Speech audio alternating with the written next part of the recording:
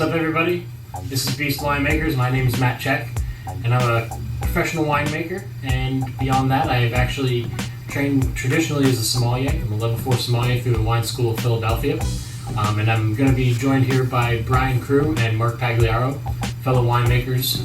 And really what we're going to be doing for you today is dissecting wines, talking about wines, having a good time doing it. And from here, I'm going to pass it over to Brian. Hi folks, I'm Brian Crew. I'm that guy that just tags along and drinks wine with everybody else. But no, seriously, I'm the assistant winemaker with that beautiful gentleman there. And I'm just someone who consumed a lot of wine in my time and thought it was time to give back, essentially. I did some UC Davis classes and also some Wine School of Philadelphia as well. And that made me think, you know what, I need my own show to talk about everything because I know it all. Now, of course I don't, and that's what's going to be fun for you guys. Call me out in the comments below or above. Call me out on anything that we say that you think is wrong, anything that you want to debate with us. We'll talk about it in future videos for sure. Now, I couldn't do what I do without the guidance of Matt Check and also Mark Pagliaro, is it? Pagliaro. But these guys have constantly showed me new things almost daily, maybe bi-weekly sometimes, but they show me things all the time that blow my mind. And between that and everything else, I drink more wine than ever before. And you can too, with us, the Beast Winemakers. Hello everybody, Mark Pagliaro. I'm happy to be part of this trio of Beast Winemakers. I've been making wine for probably about 12 years now. I work for an urban winery. Graduated from UC Davis with a wine certificate program, and looking to have a lot of fun and talk about some of the great Chardonnay wines we have tonight.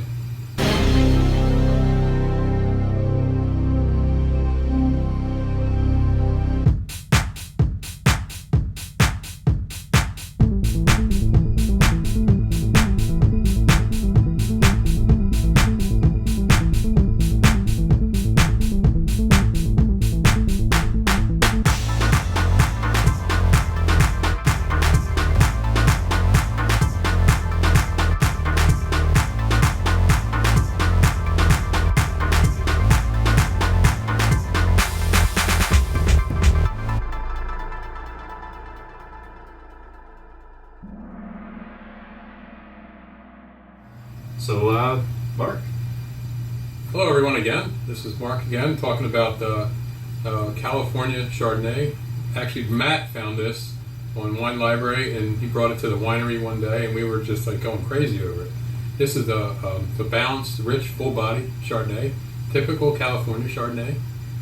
It's made by a local producer in the Sonoma Valley. In fact, this producer is a 4th-generation vintner, and he's gone off and done his own little business. He makes spirits, craft beer, and some premium label wines. He's really doing some great work. His name is Austin Sebastiani. So Sebastiani should really is a great name. It's been a family. It's been in the Sonoma Valley since 1895, when the original generation came over and started making wine before Prohibition. So the winemaker here is Alex Bolas. Alex, the philosophy that he follows is he works with Austin to source some of the best grapes and fruit in the Sonoma Valley. They source from different subregions in the Sonoma Valley. This one happens to be from Russian River Valley. They have a restrained approach in terms of how they use oak, so it's not overly oaked. It really shows its fruit, passion fruit. And the Chardonnay it's just beautiful. So a lot of the best fruit that they can get, and minimal intervention. It has really shown in this 2016 Russian River Valley Ghericke Chardonnay. Really like it, enjoy it. You guys enjoying it? Oh, that's nice. Yeah. Is it Ghericke or? Ghericke. Ghericke. Yeah, Ghericke. Ghericke like Cherokee. Ah. I think my favorite part about this wine, though, is if you like your big, bold Chardonnays, it gives you everything that you want there. Yeah. Right. But it doesn't fall apart on the palate.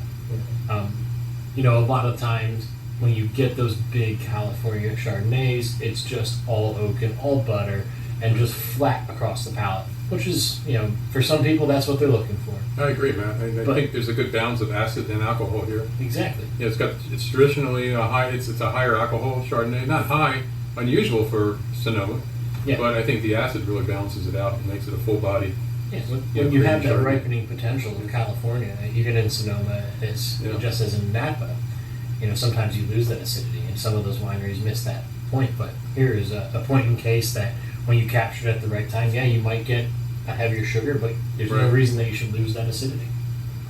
I challenge even the people that say they don't like Chardonnay, though, because I think that a lot of times when people say they don't like Chardonnay, it's because they don't like too much oak character, or they don't like too much of that buttery component to it.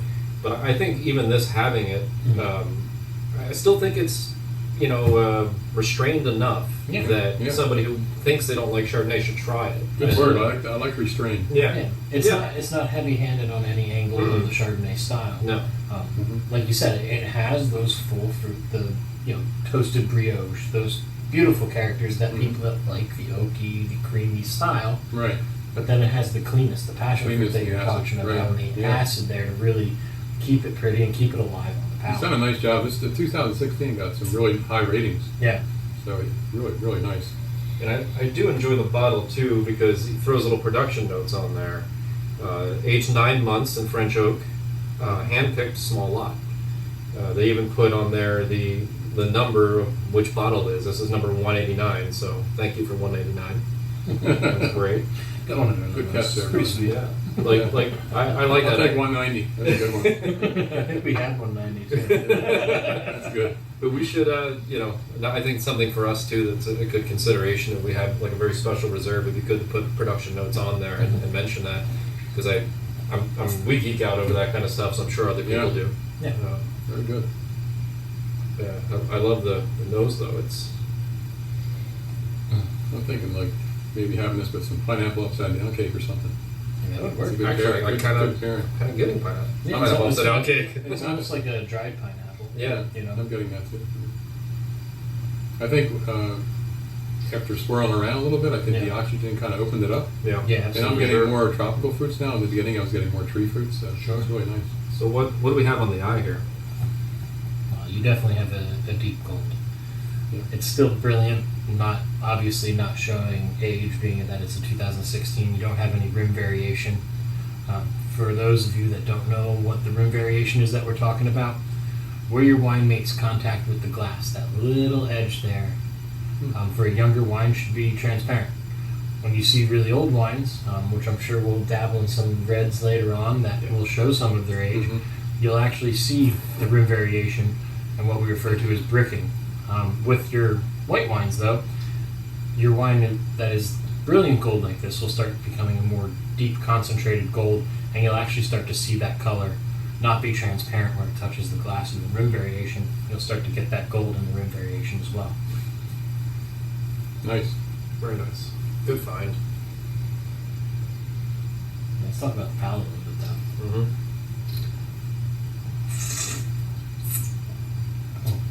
It's full body on the palate. Mhm. You get it. I'm gonna need more to tell. Yeah. Yeah, it's hard. One sip, or 3, 4, I don't know, 5. Somewhere along the line, before we finish the bottle, I'll be able to. I guess we are peace for a reason, right? That's Not right. a little It bit makes more. sense. If you didn't know, that is what that means. Usually it's me that just drinks way too much, but usually we find ways to make sure we all drink too much. I mean, I have no idea enough. what we're talking about. Just enough. Enough. Just enough. Yeah. But I can have more. I think we need to save ourselves for the next two. All right. All right. Let's just do a little bit more about palate here, because Then we can finish the we bottle. talked about structure here, Right. but I think we need to talk about more of the flavor profile here, Mm. because with everything that Agree. it has to offer, with the complexity, I think there's a lot going on here. Yeah. That definitely needs to be considered when you're I was- dissecting this. I was getting, the apple and the pear on the nose. I'm getting some tangerine and lemon on the palate. Yeah, and So Especially the lemon, yeah. I get almost like really that, coming out of the glass.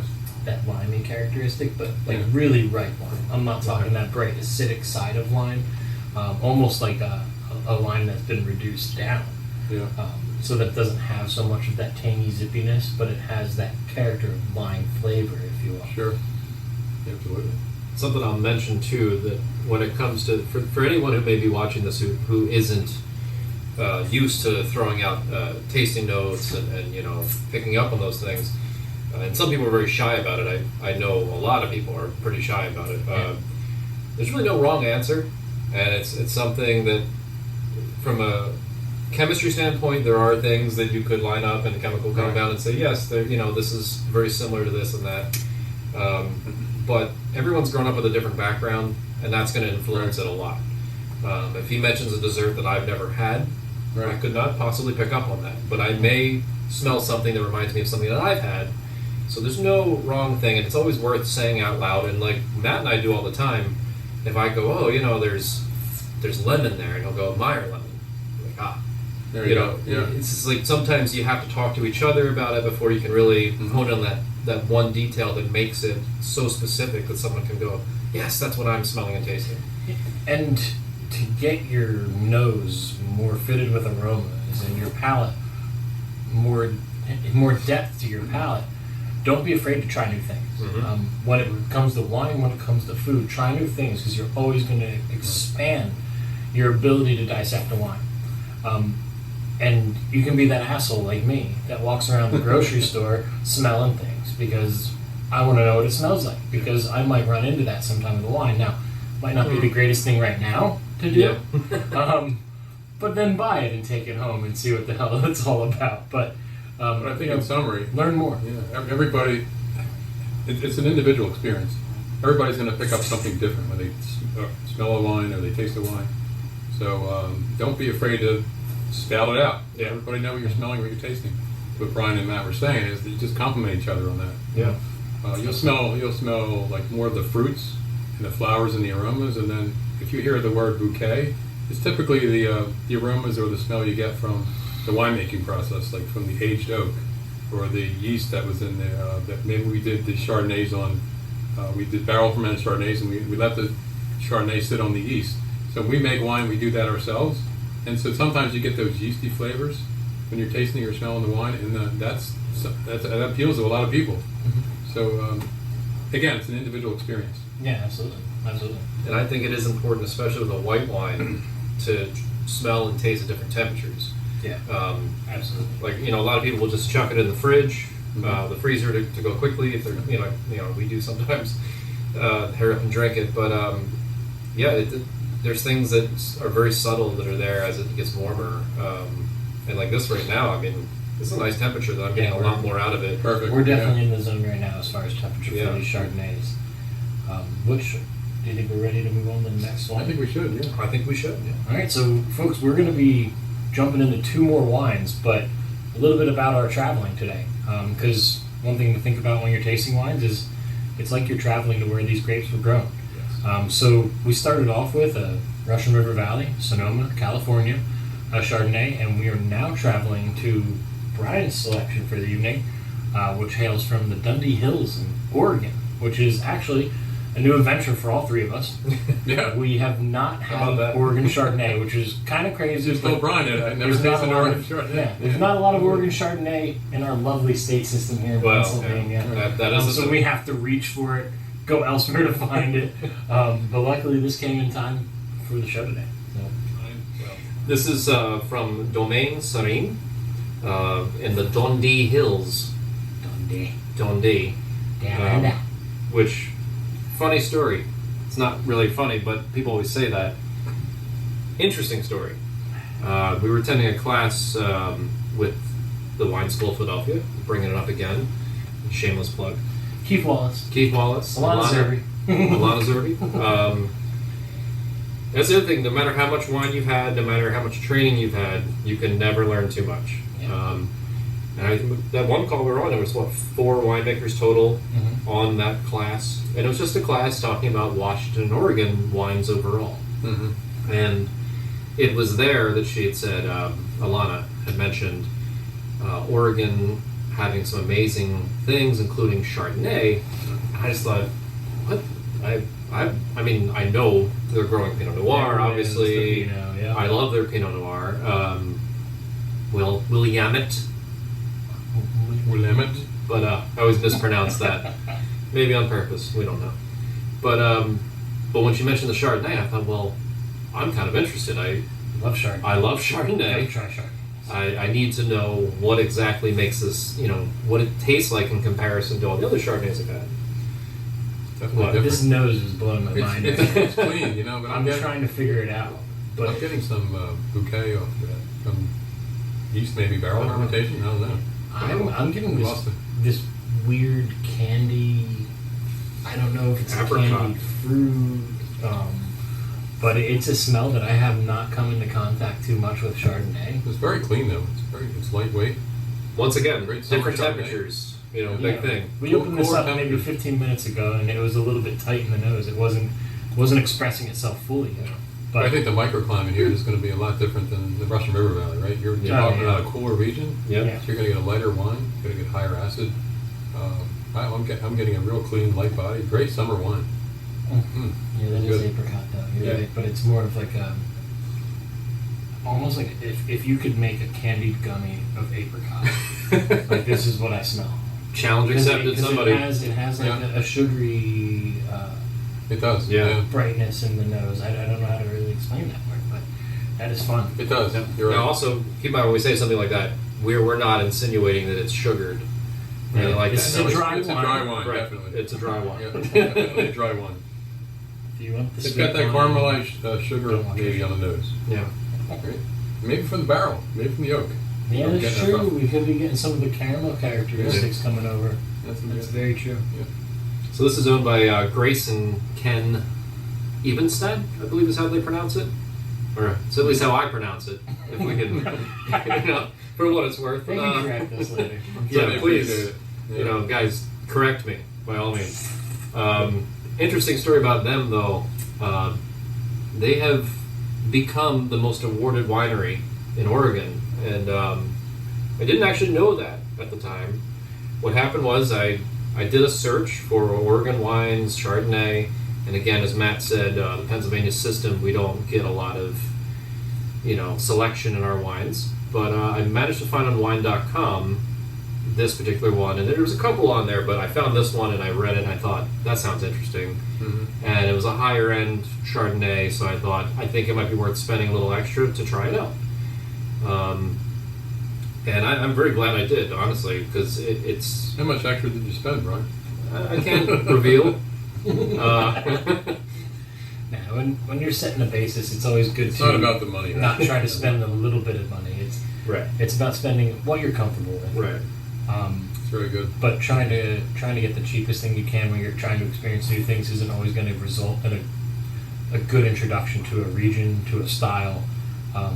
There's definitely, you can go bargain hunting, but when you're buying wine, do what's comfortable, obviously, for you and your spending budget, but don't always go to the cheapest thing you can possibly find. That's not always going to be the best result, and the worst thing you can do for yourself when trying a new variety or trying a new region is to have that bad experience. Right. Yeah. Because, and the other thing is if you do have a bad experience, don't write off the whole variety, don't write off the whole region, because that's one producer. Try a different one. That's Yes. yeah, exactly. Exactly. There's other options there, Yeah. so don't write it off at your first experience. Yeah, and then if you've determined, like I did now, that I like this, it's not a bad idea also to then buy the cheaper one from the same area and try that out and see what the differences are. What's the range? Yeah, and see what you really would have to spend to get what you like.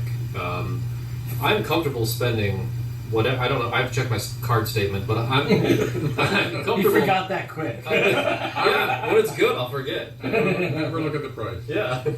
It's nothing's What he cheaper. says. It's nothing's cheaper. It's just less expensive. We drink his expensive wine.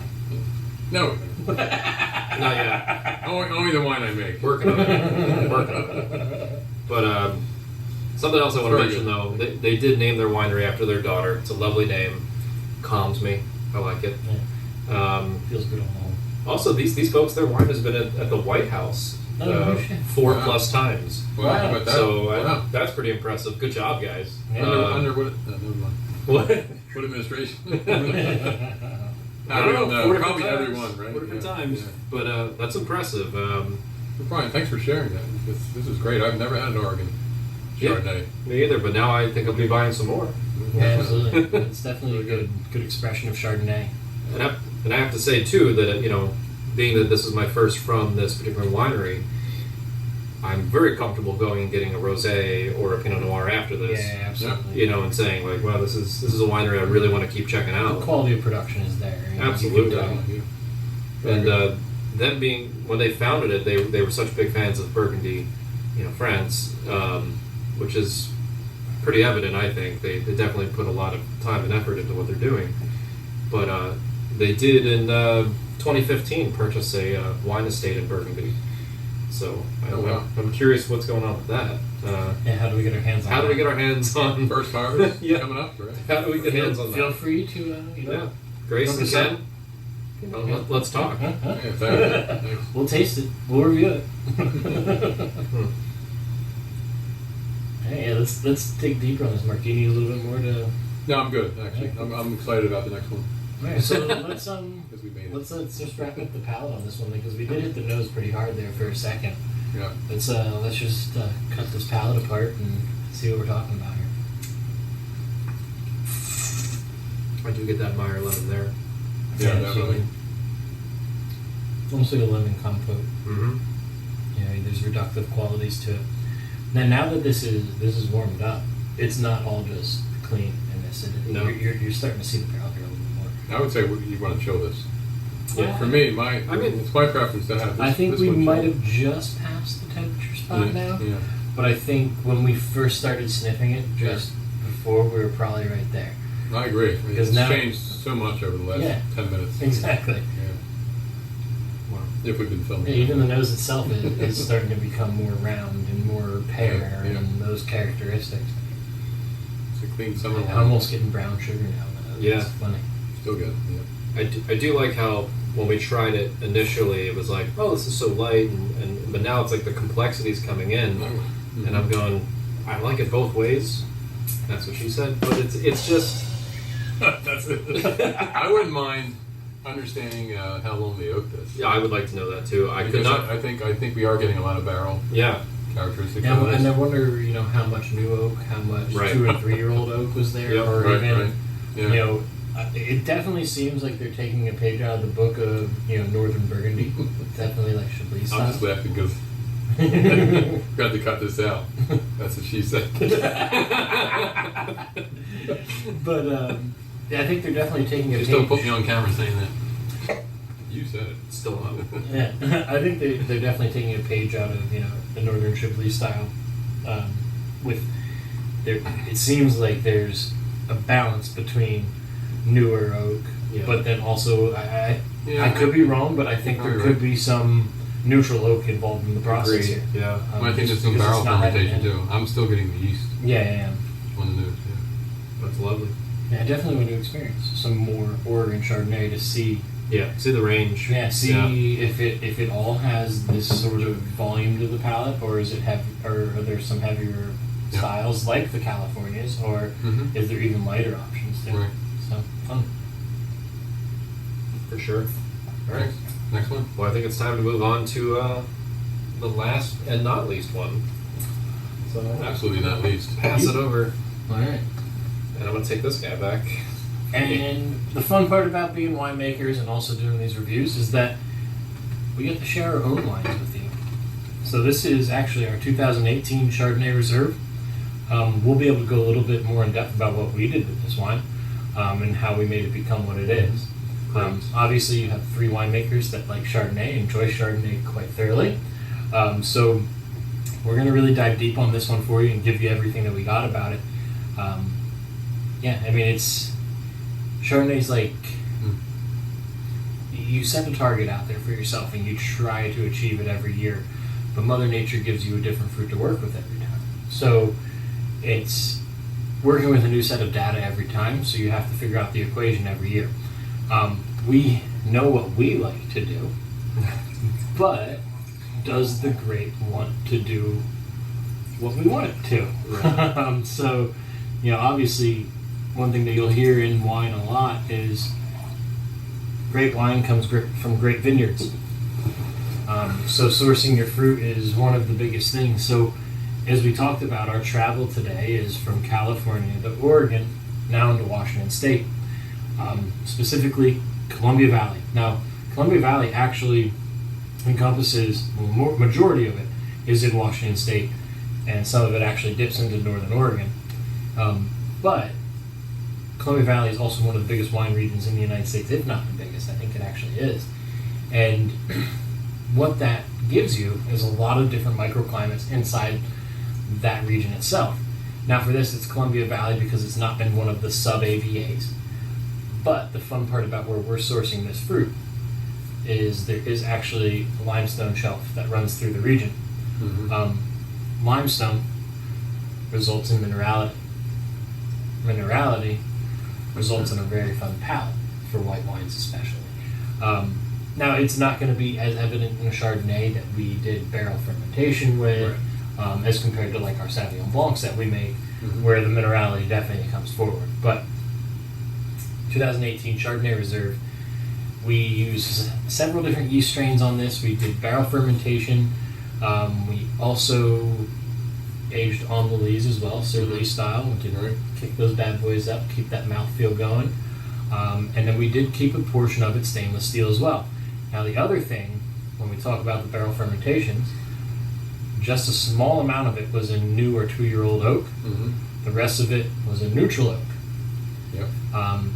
We did not let malolactic fermentation complete. Secondary fermentation, barrel fermentation. We took it just over 3/4 of the way, and we shut it down because we didn't want to go full buttery. But we did want that creaminess to aid in the structure of the wine itself. So that's what you have here. What did you guys add on that? What was fun about that, Matt, is as we all did, we would taste that, as it was aging and as it was going through malolactic fermentation.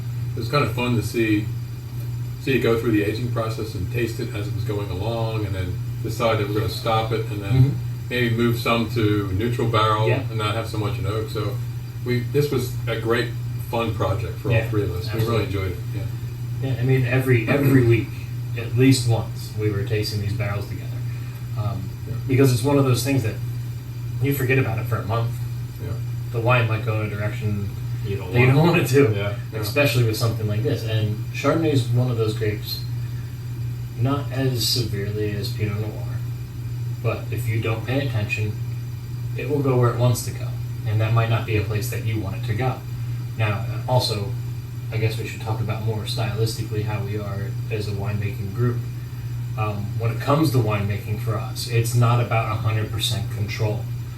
It's about us taking grapefruit and ushering it to its best possibility and then putting it into a bottle at the right time. It's never heavy-handed sulfite additions. It's giving the wine what it needs to be protected. It's giving the wine what it needs to be better. It's giving the wine what it needs to be more complex and more expressive of the character. So that's what it is. It's all about. What I really like about our Chardonnay is that I feel, and we had a release a couple months ago. When was that? February? It was March. March. No. Did we release this? February. Okay, close enough. Yeah, it was close. But one of the first things that I said was, how many people here don't like Chardonnay? I remember And that, you saw a lot of hands go up. Yeah. And I was just like, just give this a shot. You got a little bit in front of you, just give it a shot. Take a good look at it. It's quite beautiful, first of all. So brilliant straw gold. So immediately, people looked at it and were like, yeah, okay. Even in the dim lighting, they were like, yeah, okay, it is pretty. And I said, smell it. Wow, a lot going on there, right? Swirled a little bit. Open it up. Smell it again. Wow, even more going on, huh? And then you saw people's eyebrows kind of go up, like, that's not exactly what I thought I would be smelling. Right. It doesn't just smell like cream and corn and oak. oak. Yeah. And then from there, it was easy to coax them into tasting it, and then once people took a sip, even the people who had that look on their face, like, oh no, they were and finished the glass, and then people started buying the bottles. So I think it's important that you don't immediately say you don't like one kind of wine. You try a couple different sources, and if a particular state has done you wrong, Try the other states that do it. Try the other countries that do it. The origin of the where the grapes We're talking came about from. different microclimates, Yeah. different climates, cooler regions, warmer regions. New World is typically more warmer climates. You're going to get more fruit characteristics out of the wine. Cooler regions, you're going to get less fruit, more acid. Mm-hmm. So you need to try, like Brian was saying, you need to try different Chardonnays or different varieties. But I think what we nailed on this one is kind of a good combination of all the style. Whether it's going because yes, there's oak, but you don't just get hit with just oak. Right. You taste what you want to in the oak, but then you taste the light crispness of it. It is a very You're getting a lot of floral characters. Yeah, it's very White floral. rose. Honeysuckle. honeysuckle. Yeah. But I think this is a great summertime. I almost think I Absolutely. would like to pair this with like a chicken francese, Yeah, absolutely. or a seafood dish. It's beautiful. Absolutely. I would definitely agree. So, And you guys have alluded to it, both of you, and we all talk about this all the time when we're making this wine, and most of our wines, for that matter, is balance. Yeah. Balance is the Yeah. key. Anytime your wine is out of balance, it shows it on the palate, it shows it in the aroma. And I mean, that was why we were so tight about process on this and Right. tasting it at least once Yeah. a week, if not more than that, was because we had to find that harmony. We had to find that balance between the barrel character, between the fruit character, The acid. and in the Yeah. structure, the acid, everything. And there's a lot of things to consider. I mean, Chardonnay is one of the only white varieties in the world that actually sees barrel time. There's obviously other ones that do that, but Yeah. the foremost and always the thought Chardonnay. of is Yeah, I Chardonnay agree. that sees Yeah. a barrel. Most of your other white wines see stainless steel their whole life, and all you have to do is protect it, make sure that it gets to the next stages. Right. While Chardonnay, you're developing flavor in the barrel, just like we do with the red wines. Yep. So try it California, try it Oregon, try it Washington, Yeah. and see what you like. And try them at different price points. Yeah. And different temperatures, as we said, with each bottle. Like, start out cooler, let it get a little warmer. Just keep it open and sit with friends like we are here. Yep. Yeah, that way you we're can on the beach. justify having 3 bottles. So you're not taking 3 bottles to the face. You can, share with a few people. Yeah. That way you're not blacking out in your wine explorations. It's probably a good idea. Yeah, don't black out. I've learned that the hard way. No, get just to the point of before the blackout. Teeter. Yeah, teeter on it. But also that way you can pawn off the bad bottle on someone else, and then you take the good bottle home. There's always that. But All right. no, I mean, I think these are all great choices. These are great. And I mean, Great job, winemakers. Appreciate it. thank you. Good. Closing thoughts, Matt. Yeah, I mean, I think the hardest thing about Chardonnays is understanding when you want a certain style. For me, I enjoy everything from, the stylistically almost unoaked, because I don't really like to tread in that water of unoaked, but I also enjoy that more heavy-handed and more robust style of California. So really the bigger question is, for me, which one did I like the most is a hard thing. Which one would I enjoy at certain times? Now the Oregon one, if I'm sitting out back on the patio, I don't need any food. I can drink that wine, it's going to be beautiful, it's going to be quenching. Now the California one, I would definitely be able to drink it without having food, but it almost demands having that accompaniment. Some nice pan-seared sea scallops with a risotto underneath it is going to be a fantastic friend of it, or even any salmon or chicken dish for that matter that is lighter on the sauce with it. But when it comes to Chardonnay, I'm usually thinking of when do I want to drink this? Yeah. More so rather than Yeah. how quick can I drink this? Yeah. So That makes sense. it's one of those wines that makes you think. And tonight, these were 3 great expressions Yes. of, wow, what do I like about this one? What do I like about this one? Because they all were nice in their own regards, Yeah. their own respects. And honestly, for me to say that I liked any one of them over the other is very, very hard to say. Even our wine, you don't want to be that asshole and say that my wine's the best, so that was clearly the best one. Nah, so, I mean, they're all great wines, great expressions of the great variety. And the really cool thing about Chardonnay, which is something that I don't think is talked about enough, is just the vast regional difference in expression where it can be grown. Yeah. Finger Lakes in New York, all the way down in Southern California. Those are very, very different temperature and microclimates, but the grape can handle it. So it is interesting just how much different of an expression you can see from this variety of grape. And I definitely impress upon you folks as you go through your wine explorations is try them side by side, just like we did tonight. California to Oregon to Washington, so much difference right there. Yeah. But imagine the difference that you would get from, Paso Robles, California, versus the Finger Lakes in New York, or even British Columbia and Canada. I know they grow the Chardonnay grape as well. So, all in all, find the Chardonnay that fits your palate best and enjoy it. So I think I just discovered while we're doing this, though, that a proper closing catchphrase, if you will, would be "What's in your glass?" And that can tell you how they actually feel. I don't know, you poured it for me. No, I did. That's the best part. He has no idea what's in his glass. I know what's in my glass. What's in your glass, man? Because I don't want to be wrong. I know it's your favorite, so you know what it is. That's my Chardonnay. Yeah. Yeah. So I think that should be the theme from this point on. Is at the closing statement we say, "What's in your glass?" Like, what did you end up pouring yourself a little extra of when it was all over? Yeah. So now for my closing comment, I'm just going to put it simply. I love Chardonnay, and I love, like Matt said, how different it can be depending on where you go. I just recently checked to see how much I spent on this wine from Oregon. I'm not sorry. I'm not sorry at all. I think it was worth it. That's your favorite. Yeah, I mean, at this point, I'm actually going to purchase a couple more bottles just because I think it was worth it, and I think it's a good representation of a good in between for me. I really loved all of the wines that we had tonight. And now, keep in mind also, we are going to do a segment on Old World style. So we are going to go into, the origin of Chardonnay, not just what's currently known to people. I did mention a bit that Domaine Serene has a wine estate in Burgundy. Like, we're going to go into all that. We're going to go way more into all that in another segment.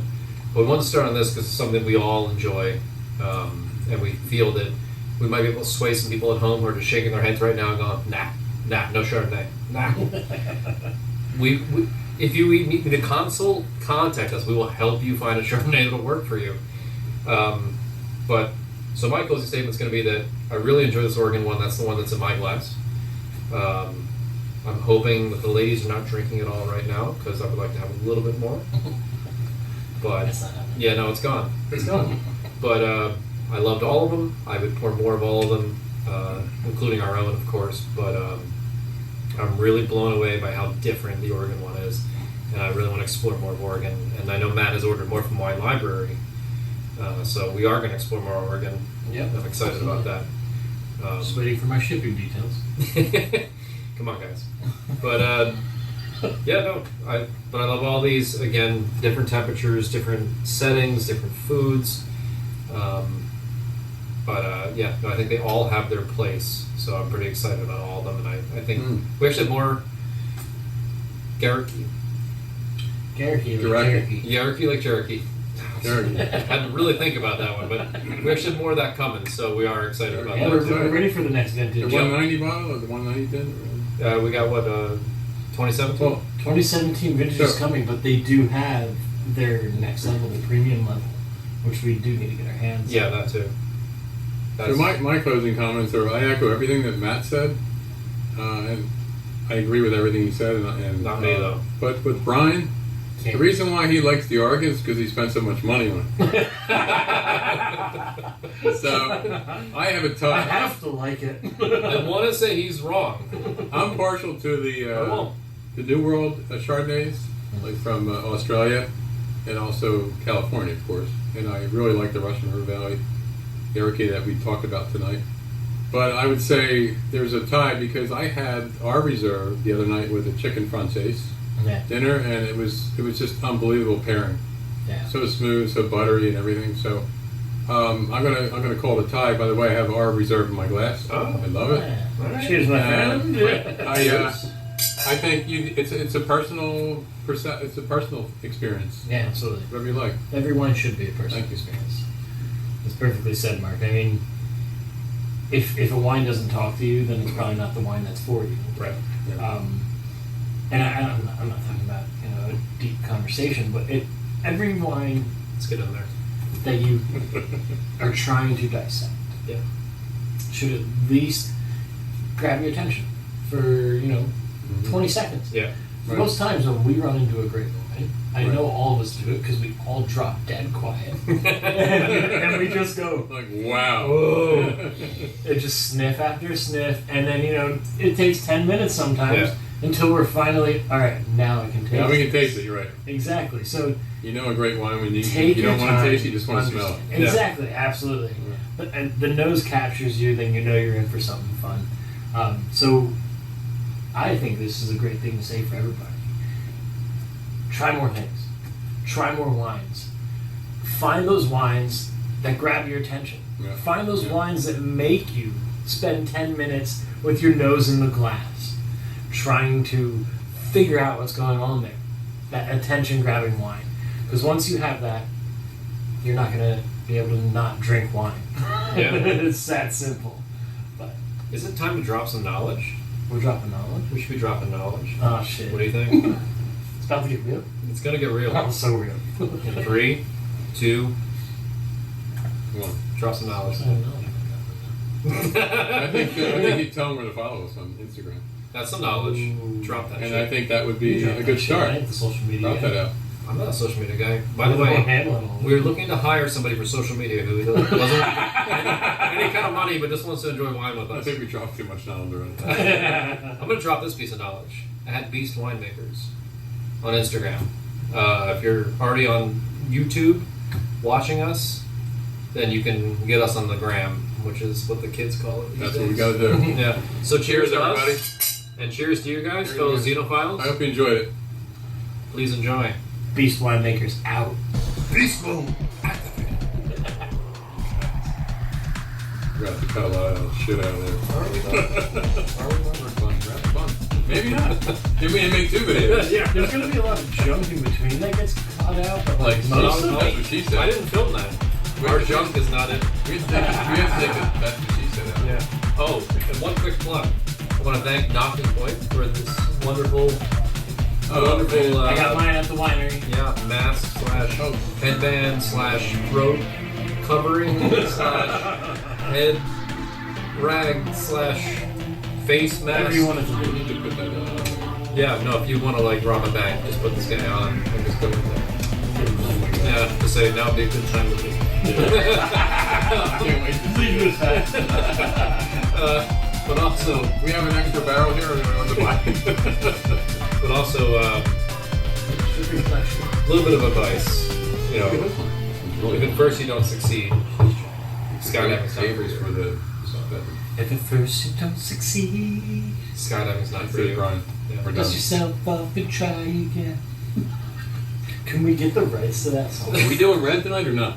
I'm Well, I want to finish these wines first. Let's go upstairs and finish them. I'll bring a red up. Fine, Mark. God. You want to do a walk? You guys have